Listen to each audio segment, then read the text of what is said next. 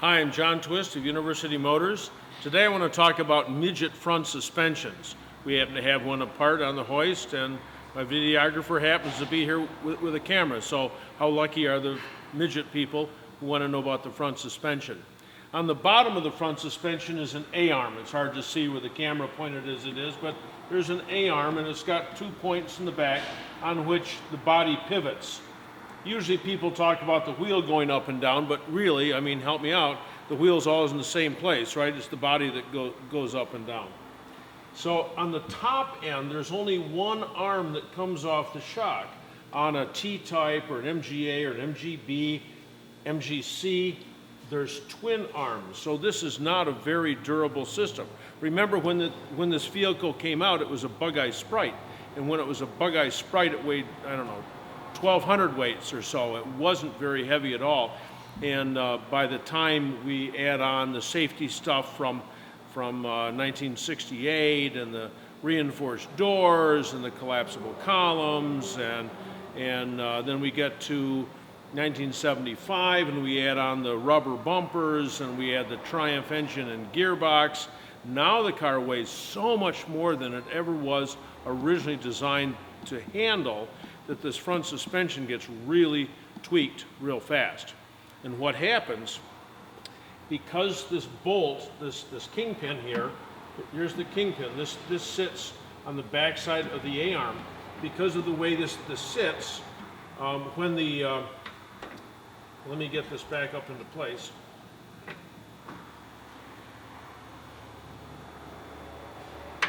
When the rubbers fail up here at the top, then the top of the top and rear of the kingpin falls inwards, and you end up with a negative camber and a toe out.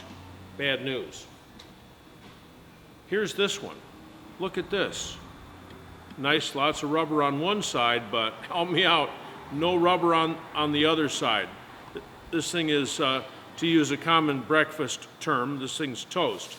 So we've got a new bolt, new bushings here at the top. In addition, the rebound bumper was all bumped off. And so while this thing's apart, we have to get this thing in and put some like Vaseline on here and push the thing through so that when the body rises all the way up on the rebound, the shock arm doesn't hit the body, which otherwise would cause a huge clunk. So doing this at home, you can do it. Here we've got this thing up on a hoist, that's pretty handy, but you can put a trolley jack in from the other side once the car's up in the air and crush the suspension. You just want to make sure that you don't let the suspension fall out and have all the weight of the suspension hanging from the brake hose. That's bad news. This is a perfect time to change your tie rod end too, and all you have to do here is as shown in, I think, my video number 3, how to remove tie rod ends, and just you crank this thing around and if you can load it here with another person, better, and just crack this arm right on the end. The tie rod end will just fall off the steering arm.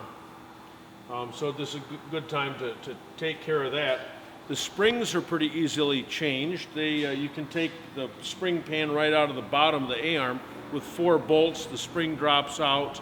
You can put the whole suspension back together, and right at the end, go ahead and install the spring. So it works out pretty easily. I don't think there's anything left here that I should talk about. There's a bolt here that travels through the end of the A-arm, and that fits into a complementary hole that's cut away. See if my cameraman can do a close-up shot here, and we're going to come in and I'll show you the relief. See the relief on our fulcrum bolt right here, and that's where that bolt goes through. That bolt not only tightens and holds this, but keeps it from pivoting.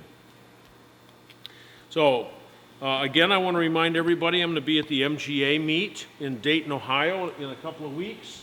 That'll be a really good time. Everything looks good. With luck, I'll drive my MGA down there. And I do want to remind everyone who calls and asks, no animals were harmed during the production of this video. See you later.